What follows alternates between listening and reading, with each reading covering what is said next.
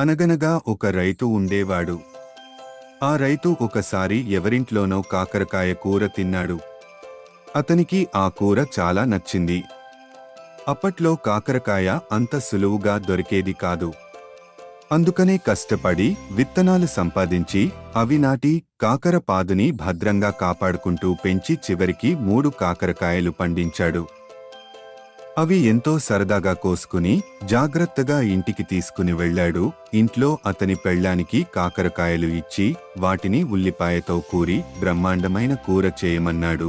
మొన్నాడు తెల్లారుజామునే లేచి పొలానికి వెళ్ళిపోయాడు.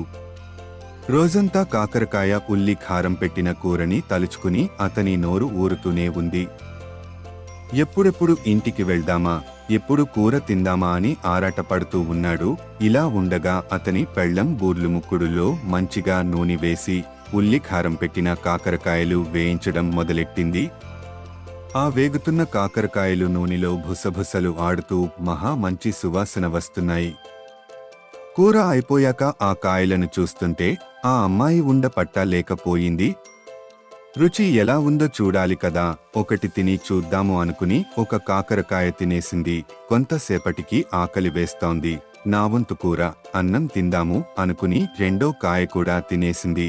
మొత్తానికి పొలం పనులు పూర్తి చేసుకుని రైతు కాకరకాయ కళలు కంటూ ఇంటికి చేరుకున్నాడు.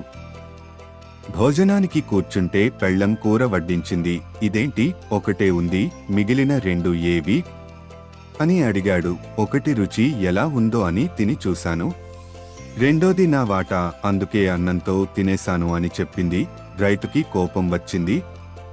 అలా ఎలా తినేశావు అన్నాడు. ఇలా అని మూడోది కూడా నోట్లో వేసుకుని తినేసింది. కాకరకాయ రుచి అలాంటిది మరి.